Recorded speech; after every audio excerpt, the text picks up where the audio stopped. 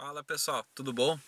Bom, estamos aqui hoje para fazer aquele vídeo aí que eu tinha comentado aí na semana retrasada, sobre os comentários aí que o pessoal posta nos vídeos. E esse vídeo aí é com a finalidade aí de responder todo mundo aí de modo que o pessoal consiga entender melhor algumas coisas aí. Então a gente faz uma seleção das perguntas mais interessantes e a gente responde aí hoje. Então vamos lá, vamos começar aqui então. Eu baixei algumas aqui no meu celular para facilitar um pouco. E a primeira de hoje é do Sérgio Souza Moraes. Olá Gabriel, sou novo no canal, mas seus vídeos me ajudaram muito. E eu tenho uma pergunta, tô a fim de colocar um painel com conta-giros. Mas esse que você colocou no seu carro está muito caro no Mercado Livre. Eu achei um da Palio Weekend 1.6 16 válvulas. Você sabe se serve? E se servir, sabe me dizer se o procedimento para ligar o contagiro é o mesmo do seu? Desde já, obrigado. Muito bem, ô Sérgio. Dá para colocar sim, só que o jeito da instalação muda algumas coisinhas. Por exemplo, a parte das luzes ali de advertência vai ter que inverter alguns pinos, porque senão quando tu ligar, por exemplo, o pisca-alerta e o desembaçador vai acender uma luz que não corresponde ao desenho de um desembaçador, porque o Palio não tem o ícone do desembaçador, ele tem no botão uma luzinha, um LED que acende no botão, mas ele não tem no painel o ícone. Mas colocando, por exemplo, trocando a máscara do painel, que é só onde fica aquela parte do acrílico dos ícones, se arranjar um painel do Milismart, do Mili-X 2000 ou do Milifire 2002 e 2003, a máscara ela serve perfeitamente no painel do Palio 16 válvulas e aí tu consegue ter os ícones todos certinhos. Aí não precisa inverter, eu acho que pino nenhum. Mas se não conseguir, daí tem que só inverter, achar quem corresponde a quem e ir testando ali, né, e vendo quem acende o que, né, vai ter que desinverter. Não é difícil de fazer isso aí no chicote, ele tem uma espécie de uma abinha que a pessoa levanta e puxa o fio de dentro e ele sai. E aí basta tirar de um pino, botar no outro e assim vai casando até achar. O restante é a mesma coisa, né? Para quem não tiver com o sinal do contagiros chegando diretamente no painel, tem que puxar o fio do pino 6 do módulo de injeção para carros com injeção eletrônica, tá? Se o carro for carburado, não dá para fazer isso. Ah, mas tem um módulo ali e tal que fica ali no cantinho no motor. Não adianta, aquele módulo ali, tem várias pessoas que já tentaram puxar dali e já me confirmaram, ó, não funciona.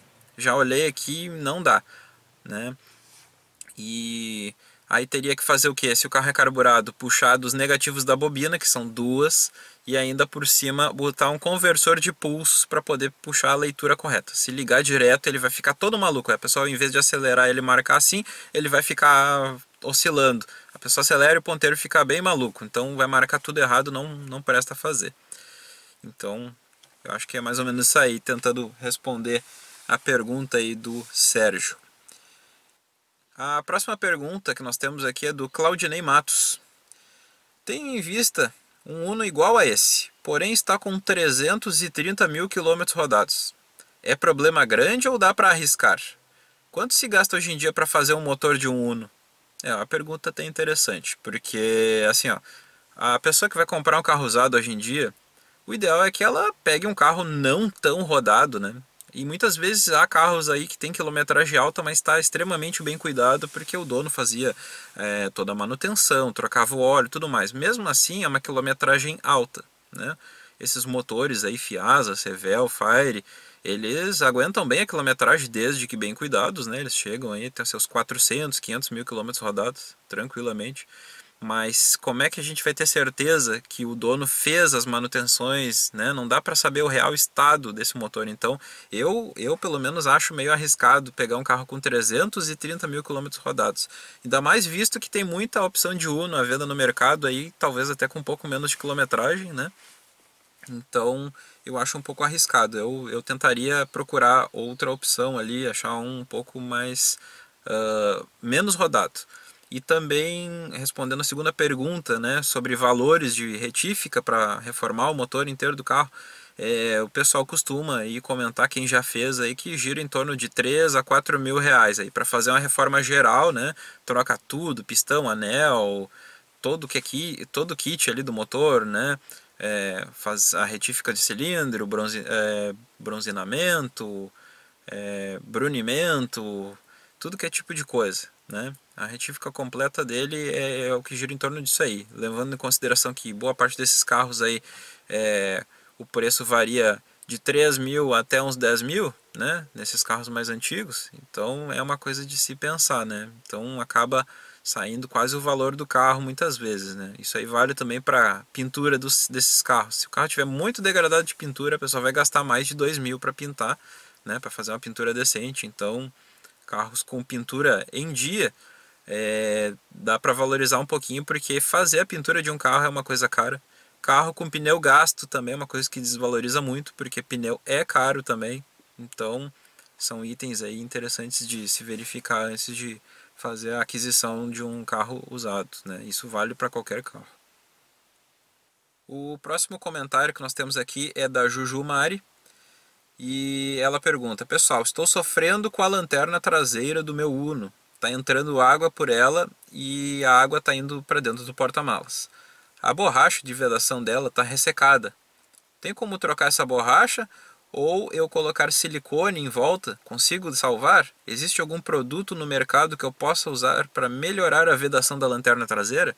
Então, Mari, eu tive problemas aqui com a lanterna traseira do meu, também entrava água.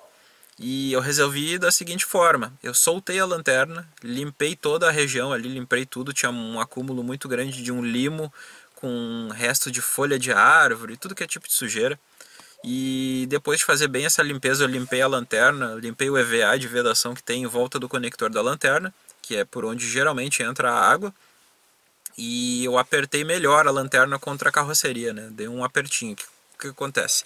Com o tempo, esse EVA ele vai cedendo e ele vai ficando mais fino. Aí a lanterna fica com um pouco de folga, e com o mexer da carroceria, daqui a pouco ela não está vedando direito. Então, o que dá para fazer é isso aí: limpar bem e recolocar e dar mais um apertinho, que ela vai ficar mais pressionada contra a carroceria. Acredito que vai vedar bem. E em casos mais extremos, onde o EVA estiver danificado, a pessoa pode fazer um cordão com silicone preto ali e colocar também, que eu acho que a água não vai ultrapassar ali, né? Coloca por cima mesmo do EVA e prende a lanterna, né? A única coisa ruim é que depois, na hora que se precisar sacar a lanterna por algum motivo, vai ser um pouco mais difícil ali, talvez danifique o EVA. E também outra opção é tirar esse EVA e comprar numa livraria ou papelaria um EVA novo, de repente um pouco mais grosso, cortar no mesmo formato, colar ali, pode ser com silicone também, e botar. Acredito que também vai dar muito certo. Eu fiz aqui só a limpeza, já me resolveu o problema, nunca mais entrou água ali pela lanterna. A próxima pergunta: Almir Fabiano Nicolau de Moraes. Gabriel, eu posso lavar o motor todo do meu carro só com WD-40? Interessante essa pergunta. Almir, assim, ó, o WD-40 ele não é um desengraxante, tá? Ele é um desengripante. Ele é um produto que serve para tirar ferrugem, para limpar alguma coisa oxidada, coisas desse tipo. Ele não é bem um produto apropriado para lavar um motor sujo, né? Porque tu imagina a gente tentar lavar uma peça suja de óleo usando óleo, ela vai continuar suja de óleo, né? E o WD ele não passa de um micro óleo, né? Então, o ideal era lavar com algum tipo de desengraxante que não seja com uma base alcalina, né? Aqueles que arranca até os banhos ali das peças, como o Metacil, por exemplo, que é aquele roxo que muita gente usa, chamam de limpa-baú em alguns estados. É totalmente desapropriado para lavar motor, né? O pessoal coloca aquilo ali, ele dá uma corrosão muito grande nas peças, enferruja o que é zincado e o que é de alumínio fica branco. Então, eu recomendo usar um spray de desengraxante. Pode usar até um Cara 80, que é um descarbonizante, mas ele também solta graxa. Então passa spray de Cara 80 em tudo que é peça com graxa, pincela bem e depois enxaguar com um jato de água. Com certeza aí vai sair bem a sujeira, porque é um produto bem forte. E aí sim, depois que tiver tudo desengraxado, sem areia, sem poeira, sem sujeira, aí sim tu pode pegar e borrifar WD-40 onde tu quiser ali. Ele não vai ficar por muito tempo, ele vai evaporar com o tempo, né? Mas tu pode, se quiser proteger ali as peças de oxidação por algum tempo, pode-se usar o WD-40 depois, como um finalizador. Mas lavar o motor com o WD eu não faria, porque ele vai só mascarar a sujeira, ele não vai propriamente bem limpar a sujeira, né? A próxima pergunta que a gente tem aqui é do Christian Márcio Minguini Falaguasta. Gabriel, sou seu seguidor do canal. Há algum tempo atrás você divulgou o manual de reparos da Fiat, mas confesso que eu não consegui baixar o arquivo. Agora penso em restaurar meu carro e gostaria de receber o arquivo se possível. Então, como é que faz, né? Esse manual aí é bem fácil de baixar. Eu postei ele no Google Drive, que é uma espécie de um HD virtual da Google, um serviço aí que todo mundo pode ter acesso, é grátis.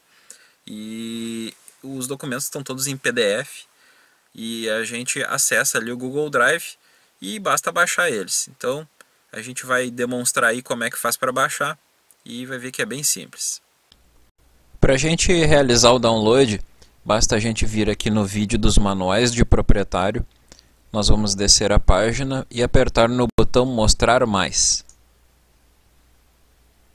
Aqui ele vai listar todos os arquivos em PDF que estão hospedados no Google Drive. É um HD virtual. Basta clicar em cima de algum. No caso, vamos fazer um teste aqui com o catálogo de peças. Ele abre uma nova aba. Ele vai avisar que o Google Drive não pôde verificar este arquivo em busca de vírus, porque o arquivo é muito grande, tem 388 MB. Fazer download mesmo assim. Ele vai abrir uma janela escolhendo qual local a pessoa quer salvar e aperte em salvar. E aí o arquivo começa a realizar o download aqui no rodapé. Basta aguardar terminar o download e o arquivo pode ser visualizado em qualquer aplicativo que leia PDF. Bom, o próximo é Diego Scalon Machado. Opa, saberia me explicar como é que funciona o ar quente do Uno 97 com o ar-condicionado? Eu vi que a válvula do ar quente ela é diferente. Boa pergunta, Diego. A válvula do ar quente, quando o Uno tem ar-condicionado, realmente ela é diferente. E ele é uma válvula feita em metal e ela acaba trancando com o tempo também, com a mesma sujeira, né? Muita gente acaba desativando porque ela tem um problema meio chato de às vezes não vedar bem e começa a misturar ar quente com ar frio. Para quem mora em região quente não chega a ser problema, acredito eu. Agora, para quem mora em região fria, vai sentir falta no inverno, então compensa às vezes tirar ela e dar uma limpada. Ela é muito semelhante à válvula utilizada aí no Opala e no Chevette. É uma peça em metal. E o funcionamento dela é basicamente assim, tem um pino num negócio e ele fecha e abre assim a passagem, né? Como se fosse uma rolha. Enquanto a do Uno tradicional, que só tem ar quente, ela é uma meia-lua que abre e fecha aquela meia-lua. E é uma peça em plástico e é mais fácil assim de encontrar. Essa de ar-condicionado do Uno é um pouco mais difícil, mas é basicamente um registro de água. As duas funcionam bem parecido, só que uma faz um movimento de meia-lua e a outra faz um movimento de abre e fecha com um pino que vai para dentro e para fora. É basicamente isso aí que muda, mas o jeito de trabalhar das duas é igual. O Matheus Machado pergunta: tem um Palio Weekend EX 1.3 Fire, 8 válvulas, ano 2003, modelo 2004. E eu gostaria de saber mais sobre esse motor e se tem alguma curiosidade. Bom, o motor Fire 1.3, 8 válvulas, é o mesmo motor usado aí no furgão, na Fiorino furgão, né?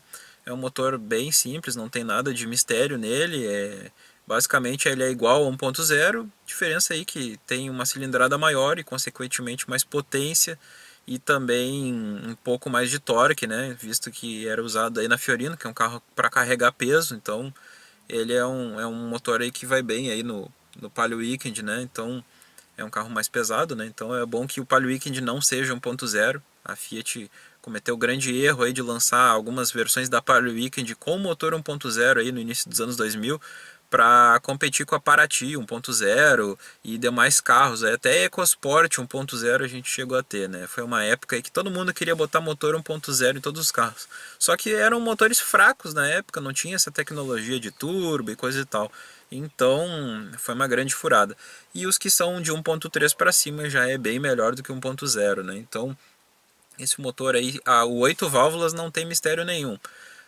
Depois teve a versão Fire 1.3 16 válvulas, que daí sim é um motor um pouco mais complexo, assim, a manutenção dele é um pouco mais cara e precisa de ferramental especial também para trocar correia e tal. Mas não é nada de absurdo, mas ele não fez muito sucesso, não sei porquê. Ele equipava as primeiras Doblô, né, as Doblô básicas, saía com esse motor 1.3 16 válvulas e o pessoal dizia que ela era meio fraca para carregar todo aquele peso da Doblô. E realmente o Doblô é um carro muito pesado.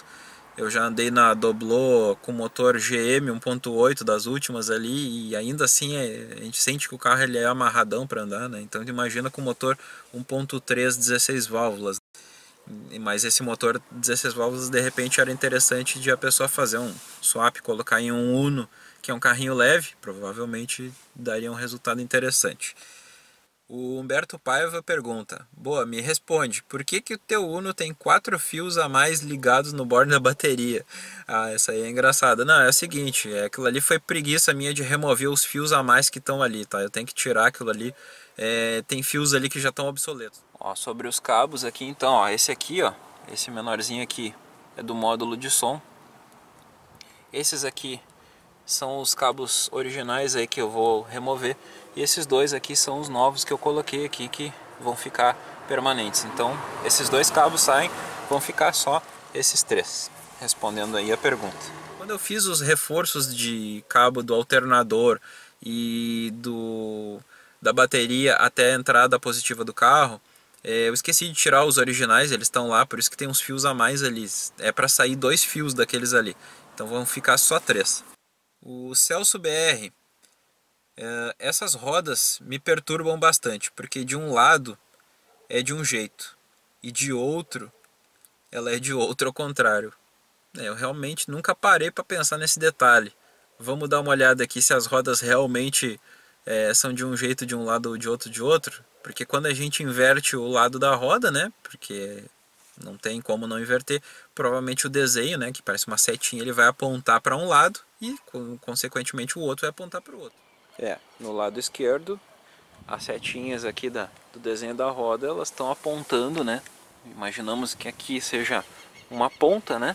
Ela está apontando para trás, apontando para o logotipo 1.0 ali na lateral. Já no outro lado, realmente no outro lado ela fica espelhada, né? Ela vai ficar virada para o outro lado. Realmente é a característica, e eu pelo menos nunca tinha parado para pensar nisso, mas realmente a ponta fica virada daí para frente do carro, para o lado oposto. Mas eu pelo menos nunca me atentei nesse detalhe, não é uma coisa assim que mesmo que eu veja ali não vai me dar nenhuma coisa, isso aí já é um certo toque, né? Então eu não me importaria com isso aí, porque eu acho que é padrão em quase todos os desenhos de roda que tenham um sentido, né? Provavelmente ela vai dar diferença. O Eliel dos Santos Moura pergunta: Gabriel, o Uno Mille ano 91, ele é frente baixa ou ele é frente alta? Eliel, é o seguinte, de 1984 até 1990, todos os modelos da linha Uno, inclui Premio, Elba, Fiorino, né? Eles usam a frente alta, tá? De 84 a 90, sempre frente alta, em todos os carros. Agora, de 91 para cima, todos os carros frente baixa, exceto o Mille. O Mille é o único carro que não recebeu a atualização, e ele só viria a ganhar a atualização lá em meados de 94, com o lançamento do ELX. Porém, no mesmo ano de 94, nós temos o ELX frente baixa e tudo atualizado, porque ele era um modelo luxo para concorrer com o Corsa. E nós temos o Uno Mille Electronic, né, que é o modelo standard, é o modelo básico, o modelo de entrada, ele não recebia as atualizações. Mas eu tenho um Electronic 95 que tem um volante diferente, tem um adesivo no emblema traseiro e a frente dele é baixa de fábrica. Então, aí que tem a pegadinha, né, que confunde muitas pessoas. O Eletronic 95, apenas o 95, ele recebeu a frente baixa, um volante diferenciado e um emblema adesivo na tampa traseira. É as únicas coisas que mudam em relação ao outro Eletronic. O resto é tudo igual, mesmo os bancos, padronagem, tudo igual, segue sempre sendo um carro básico de entrada.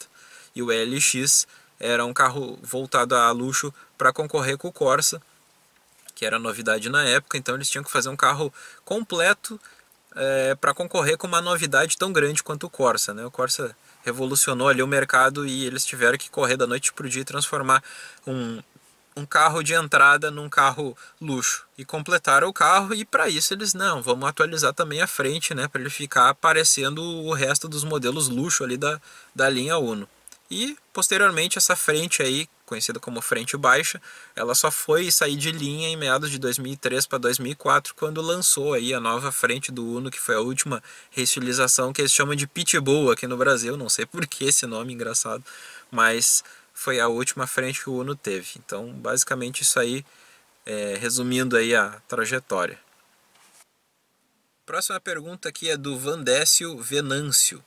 Gabriel, você pretende instalar ar-condicionado no seu carro?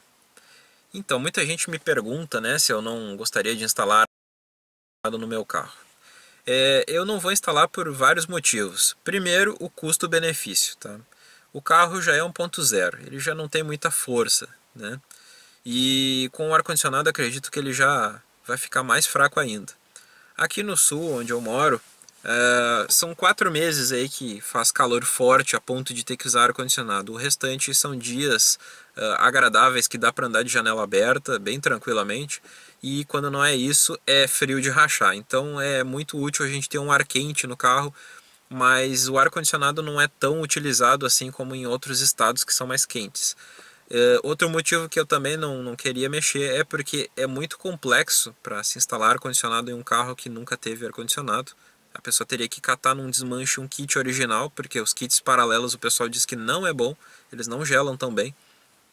E são muitas peças. Tem que achar compressor, suporte, alternador é diferente, o radiador é diferente, ele é maior, o tanquinho do radiador é externo, a mangueira do radiador é diferente, porque o tanquinho é externo, o console aqui é diferente, ele é longo para esconder a caixa evaporadora, tem que ter a caixa evaporadora, os chicotes, o ventilador aqui daí é 4 velocidades, tem que mudar o console de câmbio, tem que conseguir os aparatos que ficam escondendo ali o túnel para não aparecer a caixa de ventilação.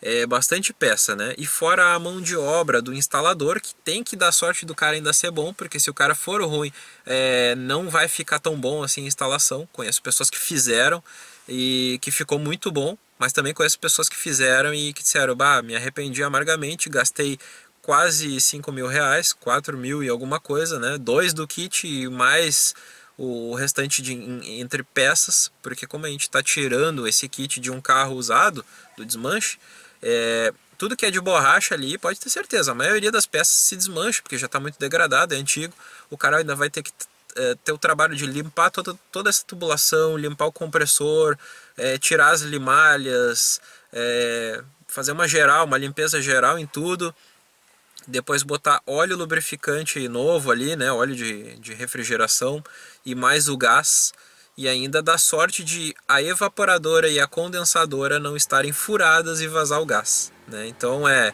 isso que eu me refiro, né? É um trabalho assim bem extenso e acaba às vezes não compensando, pelo menos para mim que mora num estado aqui onde a maior parte do ano é frio, né? Então eu não usaria muito o ar-condicionado, não vejo viabilidade para mim na minha condição. Então basicamente é isso aí. Mas se a pergunta é se tem como, tem como, porque tem amigos que já fizeram, no caso no ELX, que é com carburador, e no ELX além de trocar tudo isso aí que eu falei do meu, tem que trocar também o carburador, porque o carburador do modelo com ar-condicionado ele tem umas eletroválvulas que fazem a atuação para acelerar o carburador ali para o carro não apagar. Então tem mais esse detalhe aí. E o EP, se eu não me engano, muda até o módulo de injeção ali, que tem uma outra programação para quando aciona o ar-condicionado ele acelerar lá, a eletroválvula liberar ali e fazer a atuação, porque senão o carro morre porque o compressor pesa, né, o motor, então tem que dar uma aceleradinha, e se não acontecer isso aí, o ar não vai funcionar. E é muito comum a gente ver Unos aí com ar-condicionado de fábrica e o ar tá sempre estragado, porque é caro de arrumar e o pessoal acaba deixando e vai vendendo o carro, e quando já passou do quinto dono, o cara já nem quer mais saber de arrumar. E há casos onde o cara não tem ar-condicionado e o cara quer ter ar-condicionado e ele paga até 5 mil para colocar.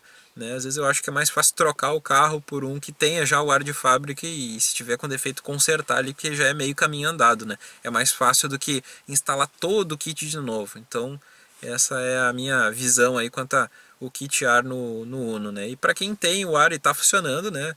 É só alegria. Né? Não vai ter muita potência aí se for o 1.0, mas também, se mora em região quente, não vai passar calor. Depois temos aqui a do Thiago Rodrigues. Você tem 2 metros. Como consegue entrar no Uno?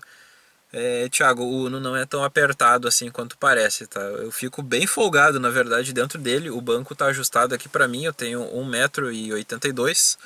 E se eu entrar no banco de trás agora, eu não fico apertado, por incrível que pareça. Esse carro aqui, como ele tem as portas e a lataria bem fina, eles fizeram ele com uma otimização do espaço interno bem grande. Se for comparar a um Corsa, a um Celta, que parece que foram feitos de fora para dentro e sobrou muito, que o acabamento vem tão para dentro que, dependendo do tamanho da pessoa no Celta, se tu vai passar a marcha, tu dá-lhe um cotovelaço na pessoa que está no carona, e quando tu vai fazer a curva, tu dá-lhe com o cotovelo no forro da porta, né? Eu, dentro do Celta, realmente fica bem apertado, assim, eu me sinto bem desconfortável. Fora que a direção do Celta fica para cá e os pedais ficam para lá, então tu fica meio torto assim, né? E no Uno isso não acontece, porque o acelerador do Uno ele é meio torto assim, então acho que o italiano já tem o pé meio torto, né? É por isso que todo carro da Fiat tem o pedal meio viradinho assim, que ajuda assim a fazer punta-taco para quem gosta de dirigir esportivamente. E o espaço interno aqui é bom, eu não bato as pernas em praticamente nada. O volante fica numa altura boa para mim, ele é meio inclinado, mas é o suficiente para livrar aqui a perna, né? Então, para mim, que é uma pessoa alta, eu recomendo, assim, não tenho problemas assim quanto ao tamanho dentro do carro. Ele é bem espaçoso, por assim dizer, né? Assim como o Renault Twingo, que é um carro bem pequeno por fora, mas quem já andou num sabe que o carro tem soluções de espaço assim de primeiro mundo. Ele é um carro muito espaçoso, é um 4 lugares, mas ele tem um espaço interno assim invejável em alguns carros populares aí. O Juliano Wormsbecher, não sei se é assim se pronuncia, pergunta: sempre acompanhei seus vídeos, tenho um Uno ano 96 EP com 4 portas e gostaria que você fizesse um vídeo sobre o consumo deles, o consumo urbano e consumo na estrada. Acho que o meu está bebendo demais, está fazendo apenas 8 km por litro na cidade. Olha, Juliana, eu lamento te informar, mas o Uno EP ele é um carro que realmente bebe bastante, ele não tem som da lambda. A Fiat, quando inventou esse carro, ela focou mais em pessoas assim que podiam pagar mais, tanto que ele é um carro completo, mesmo não tendo ar-condicionado. As versões de entrada, como a do meu, ele já é bem completo. É um carro que tem vidro elétrico, trava elétrica, alarme de fábrica, relógio, limpador traseiro, desembaçador traseiro, ar quente, console, porta-objetos, preparação para som, vidro verde, antena no para-brisa, que mais? Para-sol com espelho e porta-documento, o tapete do porta-malas era de carpete, lanterna fumê igual a do Uno Turbo. Então assim, ele era um carro bem luxuoso assim para a época dele, né? Então ele é um carro que custava muito mais caro que um Gol 1000, por exemplo, ou que o Corsa Wind, que era bem basicão. Só que o Corsa ele custava caro e ele era básico, né? E o Uno EP não, ele era um carro que custava tão caro quanto o Corsa, assim, só que ele era completo para ficar competitivo. Porém, as pessoas que compravam o Uno EP na época nem davam bola para o consumo, eles usavam. E esse carro aqui, Ele é um mini resto de rico, assim, né? Quem comprava esse ZP na época é o pessoal que podia pagar mais caro por um popular completo, que era algo bem difícil, assim, naquele tempo, onde o salário mínimo era em torno de R$ 100, aí, em meados de 95. Então, se a gente pegar o valor aí do Uno EP Zero, na época era em torno de R$ 11.000, e atualizar para hoje em dia, o valor é bem absurdo, assim, é coisa de R$ 50.000 para mais. Então a gente pensa que carros novos hoje em dia são caros, mas esse aqui ele era muito mais caro na época dele. E por conta disso, aí como a Fiat teve que investir muito aí para deixar o EP um carro bem luxuoso e completo, eles acabaram tendo que cortar custos de alguma coisa para deixar o projeto viável. O que que eles fizeram? Pegaram injeção eletrônica para deixar ele atualizado, porém ela custaria muito caro de produzir. E aí o Mille, que era o carro de entrada, não podia custar caro de jeito nenhum, senão ninguém ia querer comprar um carro que já era antigo, era completo, mas que custava mais caro que os concorrentes que eram mais novos, né? Então, como fazer a mágica? Simples, vamos remover a sonda lambda da injeção que era do antigo Uno CS92, ela existia desde 92, essa injeção mono, e então vamos fazer uma reprogramação da injeção para ela trabalhar sem sonda, sem motor de passo, sem sensor de TPS, que é o da borboleta ali, que mede o quanto da aceleração, sem sensor de temperatura do ar, né? Caparam a injeção de vários sistemas aí que faziam ela ficar muito mais eficiente. E aí ficou o EP aí com atuador de marcha lenta a vácuo, eletroválvula e um interruptor de máxima e mínima. Então esse carro aqui ele nem sabe o que, que ele está queimando, na verdade. É uma injeção meio burrinha, apesar de ser uma injeção digital, ela não é analógica. É uma injeção de um bico, mas ela é bem ineficiente. E o que eu vejo aí muita gente reclamar do consumo, né? Não tem muito como melhorar. O meu também, ele nunca fez muito mais que 9, 10 na cidade, olha lá. Depende do pé do motorista, depende do trajeto que se faz, depende se pega muita subida, depende se anda com muita gente dentro do carro. Depende se a manutenção no motor está em dia, depende se as rodas estão alinhadas, se os pneus não estão careca ou gasto, se a cambagem está certa, se, né, tudo depende. Se os pneus estão calibrados, que é muito importante, tudo isso aí influencia diretamente no consumo. Então o que, que dá para dar de dica aí com o consumo desses carros mais antigos, tá? Primeiro, manter o carro com a geometria certa, bem alinhado, pneus na calibragem certa, porque pneu murcho dá mais arrasto, não fica dando arrancada brusca, não fica dando pisão lá no fundo, não tem necessidade, quando não precisar não pisa fundo, anda devagarinho, não tenha pressa, manutenção em dia, a parte de combustível ali tem um regulador de pressão que fica lá na TBI. Se esse regulador aí tiver mal regulado, ele tiver com a pressão muito acima, como por exemplo a pressão indicada ali nos padrões de hoje, o pessoal fala em torno de 1.2 bar. Há casos de pessoas aí que estavam com o regulador em 2.0 bar, é muito acima, então ele vai dar um excesso gigante. O bico injetor tem que ser o original, muita gente bota o paralelo ele não tem um jato tão eficiente quanto o original, né? O paralelo é cheio de furinhos embaixo e ele parece um chuveiro assim, enquanto o original ele tem só um pino no meio e ele faz tipo uma fumacinha, né? Já mostrei no vídeo da TBI ele funcionando. E esses detalhes aí todos implicam aí no consumo final. E se para quem tem ar condicionado, se vai usar ou não o ar também vai fazer diferença, né? E válvula termostática, muito importante, ela está funcionando. O arrefecimento, né, que esteja em bom estado, não pode estar cheio de barro, sujeira, isso aí também influencia no consumo, porque o motor trabalha na temperatura errada. Para quem mora em cidades frias como a minha, é importantíssimo que a parte do arrefecimento esteja funcionando bem para um motor trabalhar na temperatura ideal, nem muito quente, nem muito frio. Então tudo isso aí vai alterar bem o consumo dele, né? O que dá para fazer de melhor ali é 9, 9,5 chorando assim, sabe? É difícil de fazer economia nesse modelo de carro. E o Uno antigo, o motor Fiasa em geral, para quem não sabe, o motor Fiasa é o motor que veio originado ali do 147, né, lançado lá em 76, e ele foi sofrendo ali atualizações ao longo dos anos, né? Então é o mesmo bloco basicamente, só que no 147 as cilindradas eram diferentes, né? Tinha o 1050 e o 1300 e 1300 a álcool. Enquanto no Uno ele teve aí as versões é 1.0 a gasolina, e 1.3 a álcool, 1.3 gasolina, e também usa 1.5 a álcool e 1.5 a gasolina, mas basicamente é todos o mesmo projeto, o mesmo motor Fiasa, o funcionamento deles é igual. O que vai variar é questão aí de ignição e alimentação, né? Que uns pode ser alimentado com carburador, outros com injeção, alguns com platinado e distribuidor, e outros vai usar já o sistema aí de bobina dupla com roda fônica, né? Então basicamente é isso aí que o carro foi atualizado. E se pegar o modelo mais atualizado aí, né? O Smart, né? Na verdade a partir de 97 o Uno voltou, né? Eles botaram de volta esses itens, né? Então o SX em 96 ele ainda usava a injeção igual ao do EP.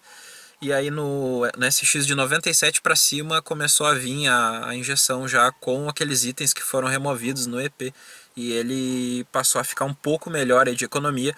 Porém, para quem conhece o SX sabe, o SX ele não tem nem marcador de temperatura no painel. E a luz do teto ainda tem que pegar e acender com a mão, porque não tem interruptor na porta. Então eles caparam tudo que eles puderam no carro, porque o Palio foi lançado, e devido a isso aí eles tinham que reduzir o custo do Uno Mille para que ele ficasse viável e não matasse as vendas do Palio, que era novidade, né?